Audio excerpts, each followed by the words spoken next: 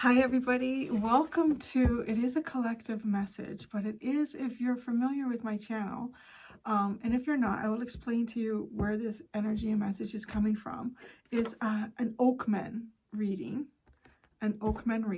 So they've been coming to my mind the last little while, and usually when I was really busy doing something and my mind would go elsewhere and I kind of forget about it.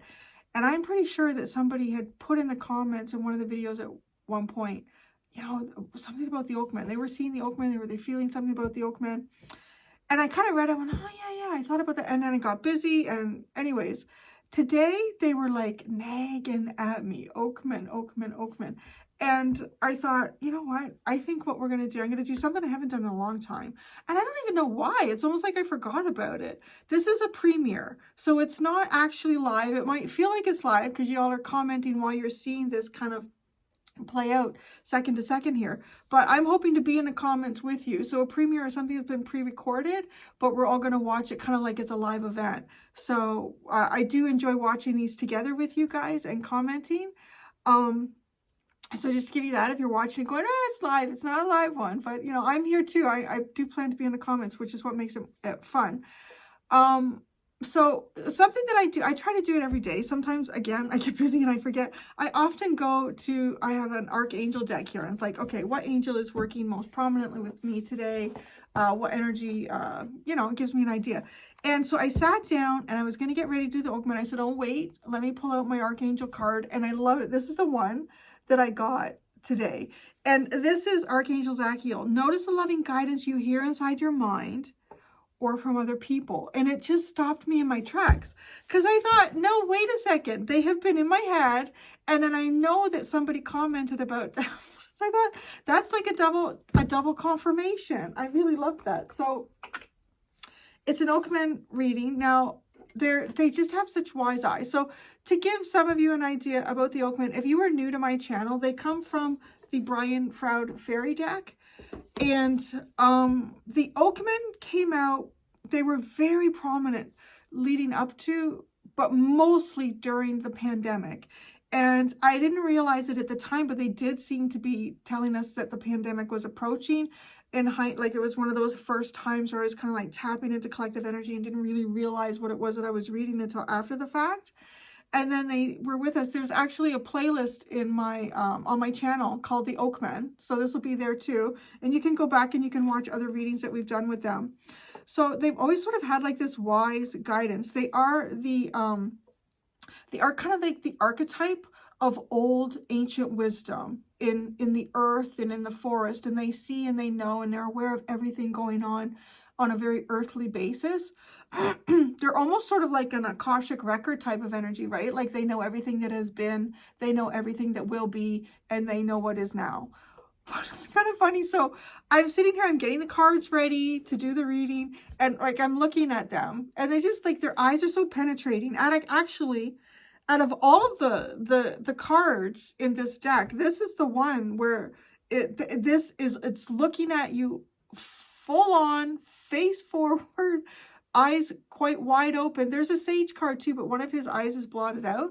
But the Oakman is like two eyes at you. So I'm sitting here and I've got him on my little stand. Isn't that cute? My son made that. He 3D printed it. You put your phone on it. So I think he made one for my mom too, and she puts her tablet on it. Anyway, so the Oakman were sitting there, and it's almost like I start tapping into them, right? Well, I did say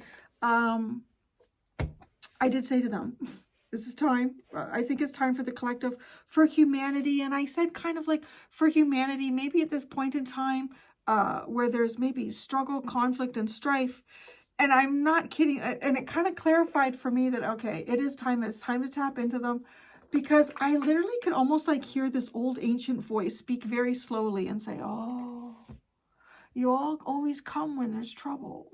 You always come when there's trouble. I never see you when there's no trouble. And then it was funny though, because then it kind of said to me, then it said, but then I know what's going on. You keep me up to date when there's trouble. Because when y'all come looking, there's usually some sort of trouble, or I don't know. You know, this is did I not? But anyways, you know, it's a very changing time, I want to say. And maybe even just all of the changes that are happening are maybe overwhelming to people in the human system as well. But there are a lot of man-made changes that are being affected, I feel like, by a lot of planetary changes too. So we're going to do the Oakmen. And as is, of course, I like to go into the fairy deck because they are, to me, the rulers of the fairies. No, they said, no, we don't rule the fairies. We just know everything that's going on with the fairies. And they're also sort of like that ancient wisdom. Like if a fairy has a problem, a fairy's going to the Oakmen to get a resolution or to get answers about that problem. So we're going to go into the fairy oracle deck to get started. And the Oakmen are going to speak to us through different fairies and animals. So those are pretty much the decks. I think that's pretty much what I would use too. I would use the Wild Unknown. I have it here. I've got the Wild Unknown Oracle and Tarot. And I also have the Divine Animal Oracle deck as well. Think on your feet. Fox, a fish, and Son of Swords. It's quick movement, quick changes. The fish to me also represents coming out of a pond that is too small for you and jumping into something bigger where you can grow more and in a better way. So here we are, doing an Oakmen reading for the collective. The Oakmen, the Oakmen.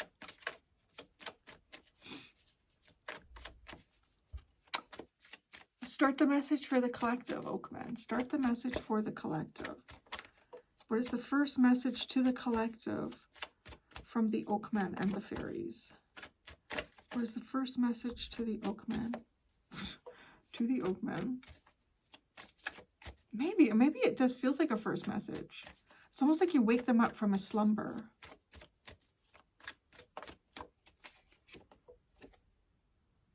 Oh, the Glancomer. Decisions blinded by lust. Illusions, delusions, protection. Take time to get to know it before truly committing to it. That's very interesting. It's kind of giving me the vibe here is don't be easily taken on or don't be easily taken on or taken in. Don't be easily taken in by something that may sort of cause a lot of desire or interest or excitement. You know, I just think about too, I think about like social media and the world that we live in right now. And there's always like a barrage of information that is coming toward, even if these are things that you don't click on. There's like headings that go by you and you read them and it's like, it's kind of honestly telling us almost anything that you're dealing with right now is take time. Don't commit to anything. Really look at it, really think about it, really get to know it. Let's see what the book says. This is number 62.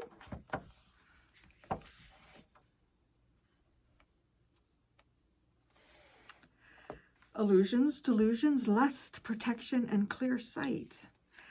It is not good to make decisions when blinded by lust, whether it is lust for a person, a thing, or an idea. We need to pause and take our time before making actual commitments. We need to read the fine print, check out the foundations, get a mechanic to test the so beautiful secondhand car. If we are considering buying something, we can refuse to let ourselves be rushed into it and take time to make sure it is really what we think it is. If we are considering making a commitment to other people, we need to take our time and really get to know them much better. This is another lesson in seeing the truth behind a beglamored surface. Though in this case, it is we who have cast the glamour. Oh, how fascinating. It is we who have cast the glamour. Is there some type of glamour here that we have cast? Or is this to be careful about how you've cast your glamour? The underline is the spirit dancer. That is a very free-flowing energy.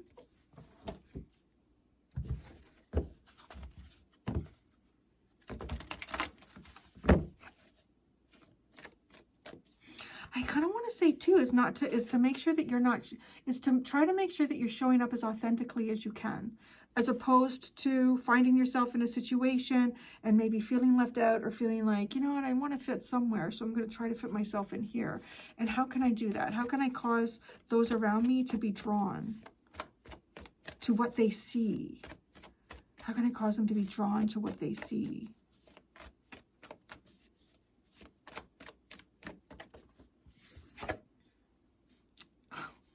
Okay, it's going to be one of those. Y'all getting life is a mystery. The Bobcat. Wow.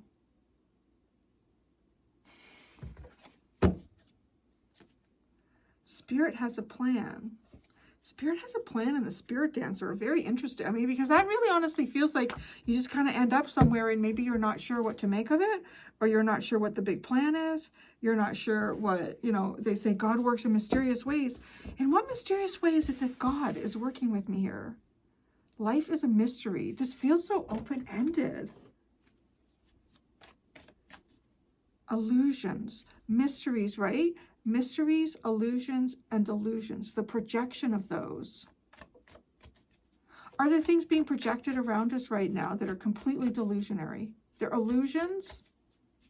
Are they illusions from delusional people? Oh, that's interesting. Illusions from delusional people projecting. Wow. Maybe it's also maintaining a mystery in our lives. There's a mystery in our lives being maintained through illusion by the projection of delusional people. When I say delusional, I want to say, like, how it's kind of coming across to me are people that may value certain things that have very little value, or people that may see very little value in the things that really honestly have the most value. And that's doesn't feel like a very big stretch, you know, when we live in a society where it's all based on what man has created are the things that many of us are sort of programmed and bombarded with on a daily basis to want and desire. The mystery. I do. Our decisions are being blinded by lust. And this lust is to put us in mystery, for us to feel like it's all a big mystery when truly it's not.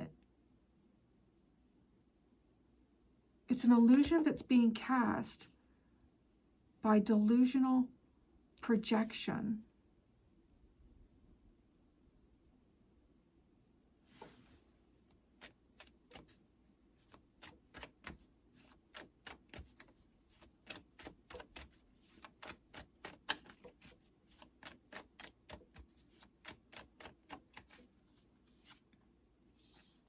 The Vulture, with life is a mystery. That's almost too like asking, like, why are we even here? I mean, having life, and in the end of life, is it just still a mystery? And the vulture comes to pick it all away. It's almost like feeding off of something. The vulture energy is feeding off. The vulture feels kind of like stinky and heavy here, like it, because it's attracted to and it feeds off of this dark, heavy energy. An illusion. Illusions that are cast upon us by delusional projection. The owl. The octopus. No, it's starting to get your head clear. It's almost like the octopus is overly distracted, right? Because it's so overly distracted, its mind is running everywhere.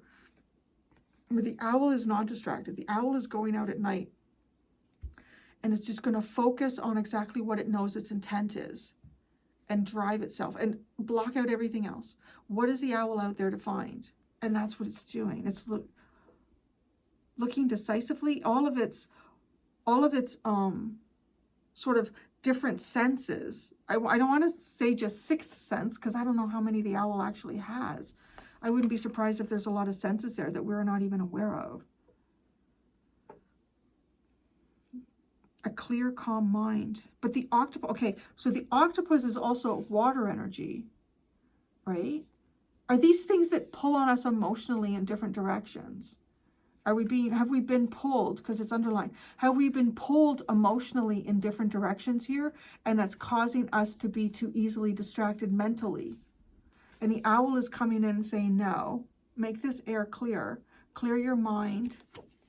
Remove the distraction.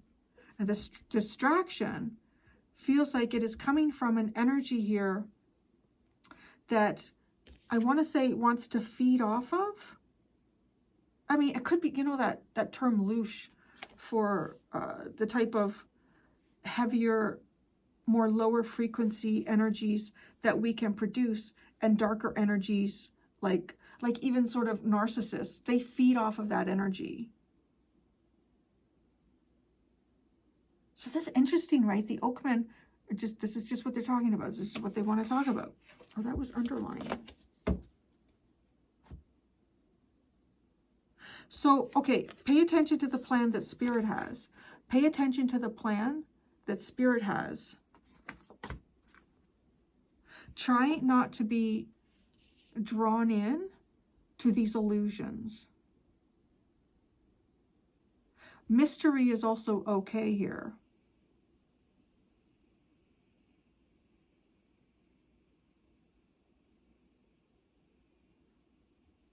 Oh, okay. So now I'm also getting that some of these illusions that are being cast in our direction, these illusions are designed to make us think there's an answer to something.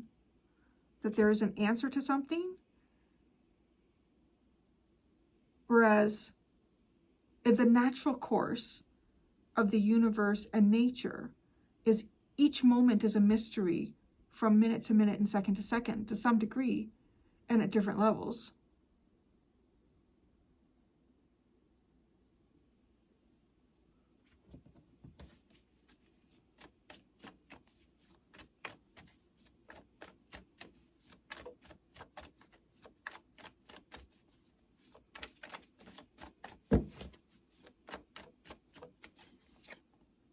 The Four of Wands. It almost feels like every one of these cards can have its own separate message. Crossed, sticks crossed.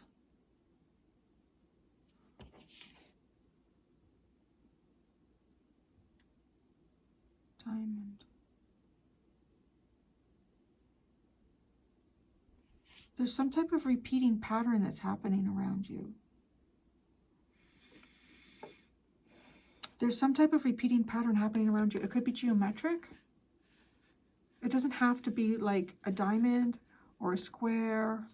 It could be almost any geometric pattern. There's some type of geometric pattern that is appearing around you, but it's appearing in places where you would not expect to see it. Like it's appearing in nature. These are pointing you in the direction, and these are giving you confirmation at times. It's almost like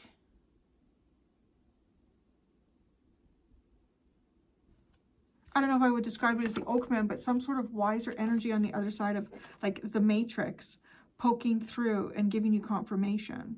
Don't look for the confirmation in man-made materials and objects because it's part of the illusion.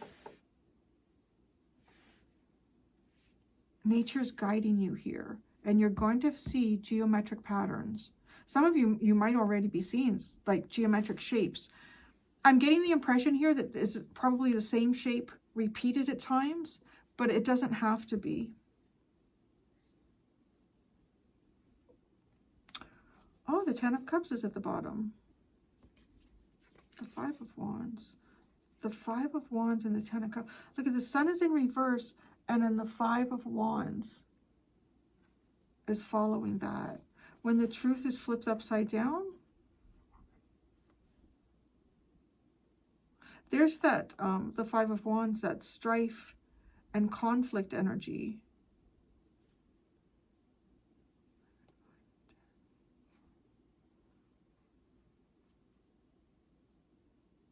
Oh, the geometric patterns are appearing in the lines here. The diamond shapes. Yes, it's true. You're getting even like as sunlight is cast, or sun is reflected off of water. These geometric shapes. Geometry. So I'm hearing geometry was not created by man. Man only found it.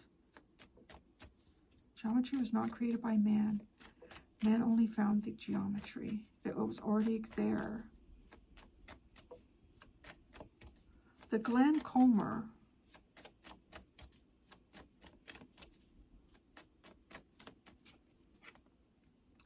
The Daughter of Wands. The words that you use to cast. The words that are used. The words that you use and the words that are used to create these illusions, to blind people in lust, to make decisions for them. The words that are used to make decisions for you. Oh, interesting. So things that you're listening to and the words that people are choosing to use are designed to cause you to make a decision in the direction that they want you to decide.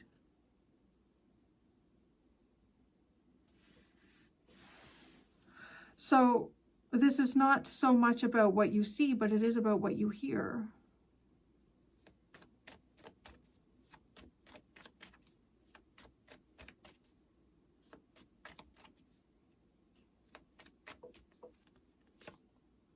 The Mother of Cups,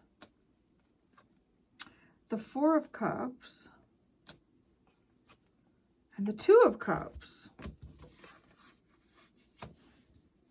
Well, there are decisions to be made in this energy, isn't there? But this is the stuff that is about emotions. It's, okay, getting you emotional. Targeting your emotional system here. That's right. That was here. The octopus is so overwhelmed by all of the different ways it is being pulled emotionally that it is causing the mind to lose focus.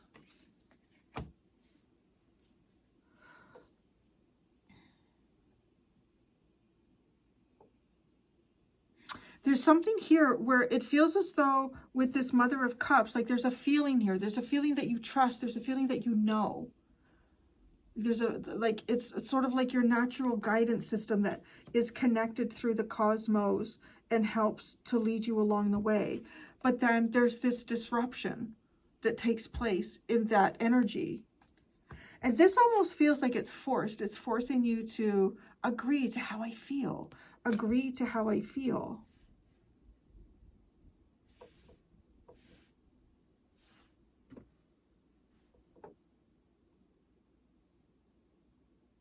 Okay, I think that the collective is being, I don't know if bombarded is the right word, but definitely there's an awful lot of maybe dialogue that is being created to elicit an emotional response and reaction within you. And the words that are being used are designed, once that emotional response or reaction has been activated in you, the words that are used are designed to help you, to tell you what decision to make. Do you know what I'm saying? To tell you what decision to make.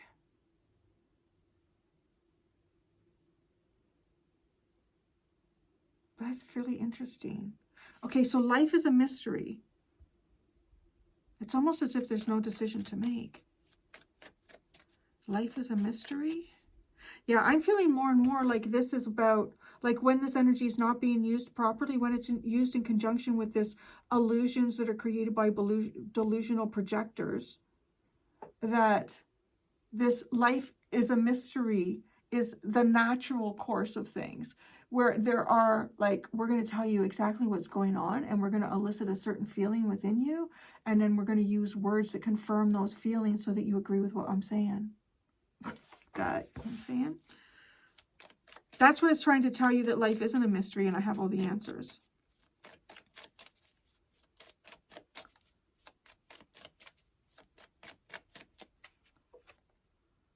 The Daughter of Swords. I love that. That's the little, there's our barn owl with our clear thoughts and ideas. Okay. And it's going in a different direction here. I kind of wonder, there's so many layers to this, because now the vulture feels like, when I see it like in conjunction with this pattern, right? Like the vulture does represent removing pretty much any tiny bits and pieces of energies, physical things that are associated with the past, and removing those that cannot be present for a rebirth.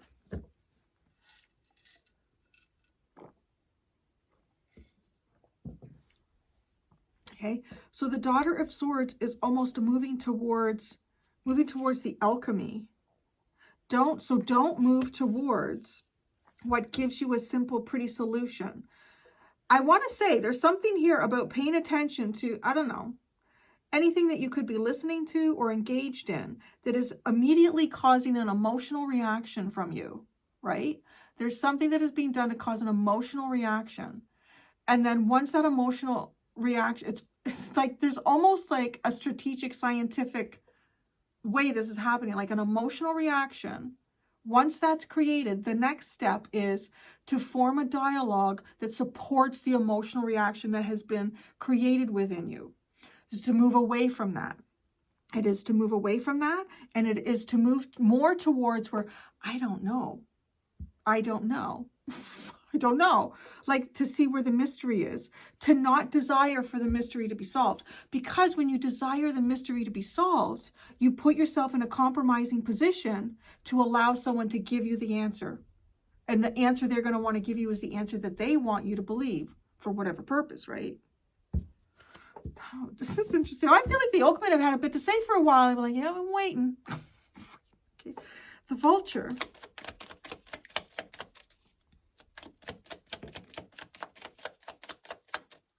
The Two of Wands. Heightening the focus. Okay, something here, like I was noticing, I was waiting to see how it was going to unfold, but all of these sticks that are kind of crossing here, right? Like I noticed, right? They're very similar to the ones that we see in the Four of Wands. But they're not creating any sort of geometrical pattern because it's, well, A, there's not enough sticks present to do that.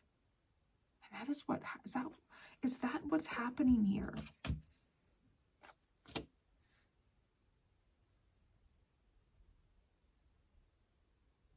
Because it's almost like the answer is that the pattern is there is no answer. There is no answer. To I don't know what, to like anything, honestly, maybe. There is no answer. Because this Two of Wands, I'm really paying attention to where like all of these stick-like objects are appearing in this reading. I mean, now that I've received the message that the geometry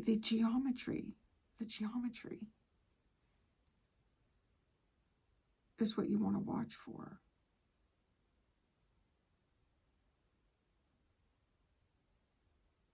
Why does the vulture have the Two of Wands? I just want to confirm something here. Why does the vulture have the Two of Wands? The Seven of Pentacles. Okay, this vulture can be used in two ways. This vulture can be used in your favor or against your favor. And that is up to you. Interesting. Because the vulture, when used in conjunction with the delusionary projectors, when the vulture energy is used in conjunction or to the benefit or control of the delusionary projectors, it is feeding off of your energy. It's almost like the vulture is coming across to me as a bit of a fairy energy, where it doesn't have its own karma. It doesn't produce karma. I've always felt that with the fairies. I kind of got that as a message. And it's been proven to me over and over and over and over again. The fairies are free of karmic energies. And I don't quite know why. I don't know if it has something to do with the fact that maybe spirit does work through like fairy energy. And so anything that the fairies do, whether it's perceived as good or bad by us, it is always in alignment with universal law and truth and order. Or is it have something to do with like the realm and the realm, like the dimension that their energy exists in? I don't know. I feel like maybe it's a little bit of both. Okay, so anyways, so the vulture can work for you or against you. You can be led to believe something that is untrue based on your feelings. And the facts are then presented to you when the feeling is created.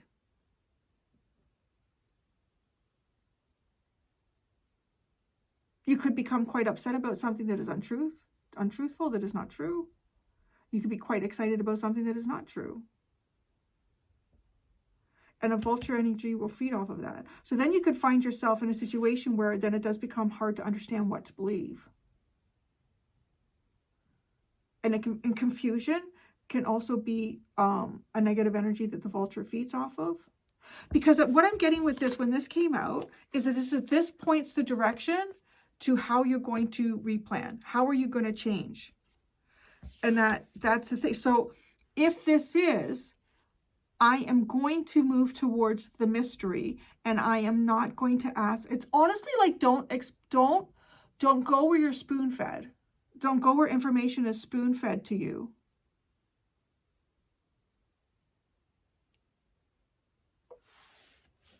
Go where the mystery is. Follow the mystery, because that will point that in itself will point the direction for your new plan, for your new way of order, for your switch in direction, and how you're going to realistically change it or build on it. The Four of Wands. Okay, so this is where, see, right, and also this is the symbol of celebration and union.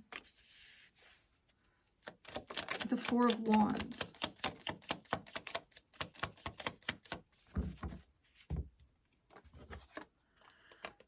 The Ten of Pentacles and the Son of Wands. How interesting is that? So the Daughter of Wands is with the Glaucoma. And that's the energy there that creates the feelings within us. But it's almost like we arrive in an emotional state to begin with. We arrive in an emotional state to begin with.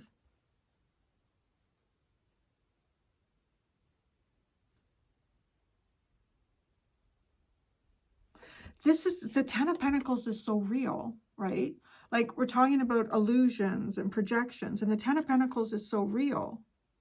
And does that become the thing that should drive your desires? What it is that you can really see, what has really been built here? What has a foundation that has progressed beyond a foundation? That's what should drive you. And this Seven of Pentacles may even be turning things into reality, creating reality.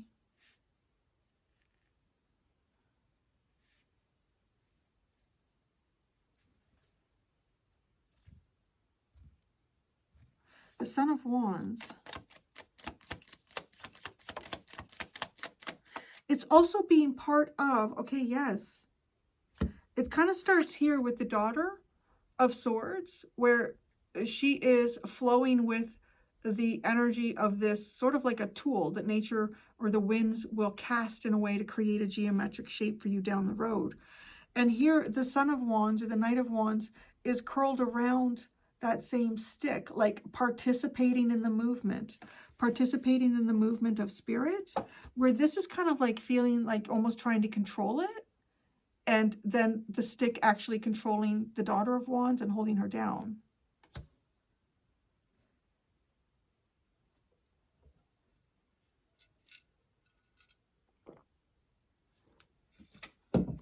The Son of Wands is the Seven of Swords. Oh, I need more than that. The Seven of Swords. It's almost like it's hiding the Daughter of Swords stick or sword.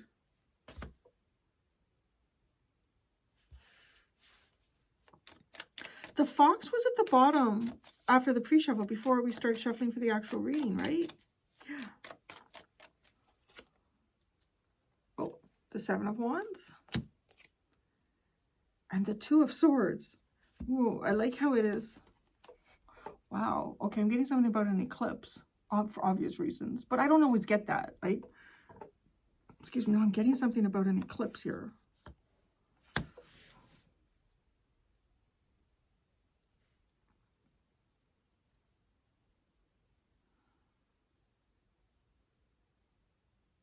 A second sun. I don't know what that is. A second sun. The only thing I can think of, what would be a second sun? Unless it's like SON instead of SUN. It could be a symbol for that. It could be a second sun. But it could also represent Jupiter, because Jupiter has the same, what is it? It has all of the same gases and all that shit. It's exactly the same as the sun, but it's in different quantities or something like that. So it's not an actual star, right? Like it's a false star. Jupiter is a false star. A second sun. There's something going on here. Is there a possibility of, like, okay, an eclipse happening and at the same time Jupiter being in alignment with that eclipse? That's what I'm getting here. It's a very kind of like unexpected message, but that's totally what I'm getting. Like there's an eclipse here, but then I'm seeing like there's a secondary sun that is involved in that.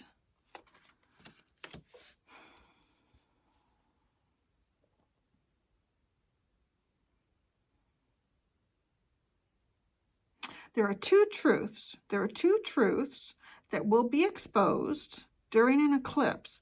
And it feels like it's an eclipse that takes place when both the sun, the earth, the moon, and Jupiter are in alignment.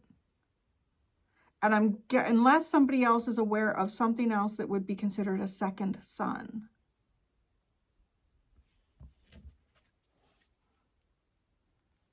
I was about to say, what's the truth? And I heard the Oakman in my mind say, remember, life's a mystery. Life's a mystery. Because, okay, so the other thing is, too, you may not understand the truth. So, I'm sorry, I'm channeling this. You may not understand the truth until you find yourself in that present moment. Like something could be said to you, but you will not understand it until you've gone through the journey to get there.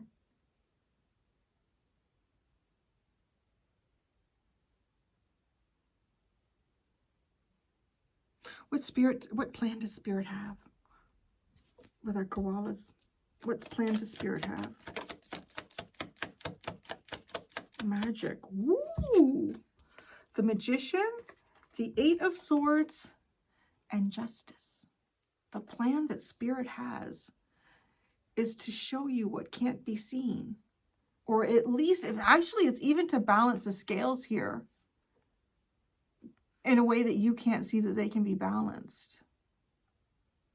Is bring justice to even like points of danger or periods of inability to hatch out and really be yourself.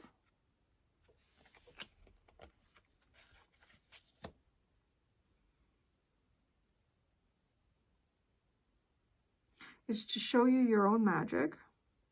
Oh yes, is to show you your magic and your capacity to create. I love that these are both coming up as an 8. In this deck, it's 8. Justice is an 8. 88, 81, and 18.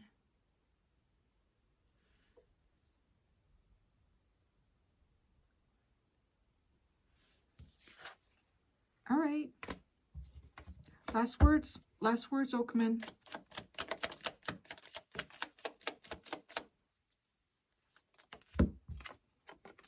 Two of Pentacles, the Strength card, the Devil, and the Death card. Death be to the devil. I know. That's a lot of major arcana. Okay. Final words.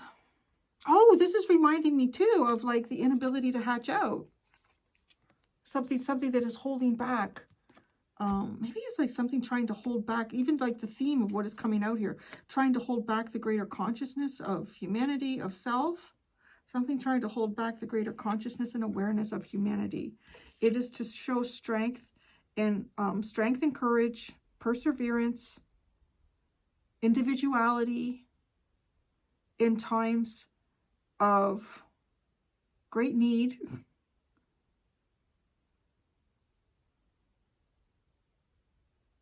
There's something going on here where there is, but I'm hearing because of the death card, which symbolizes rebirth, it is always reborn. There is some type of very nasty energy that is going to be dismantled. It will find its way to be created again at some point. But there is a very dark negative energy here.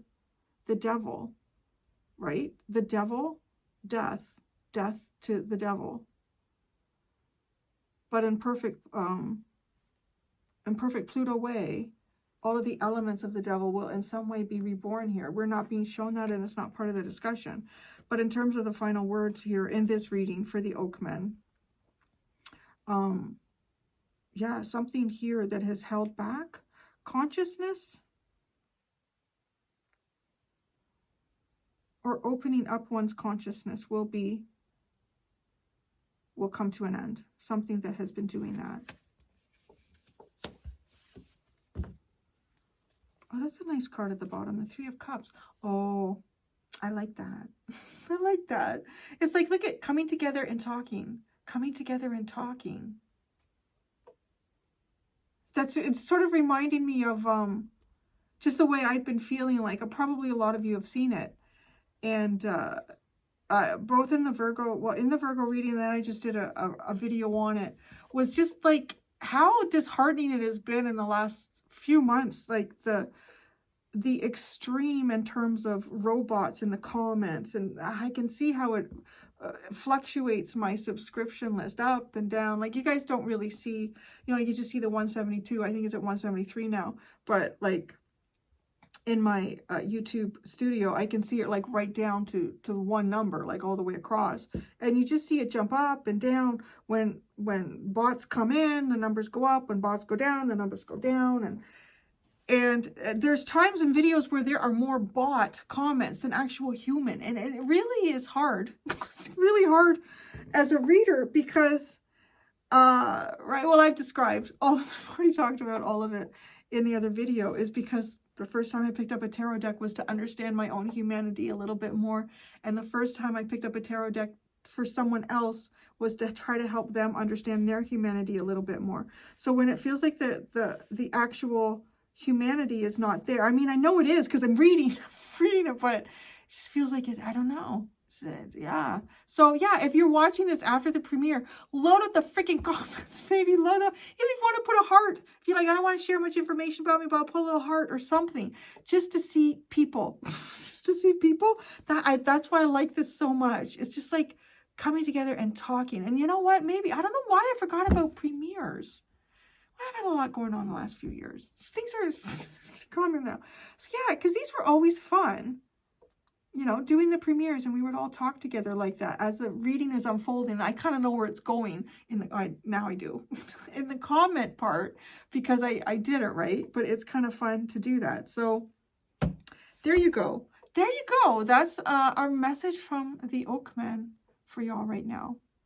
Thank you so much, everyone. Until next time, be gentle with yourselves. Bye.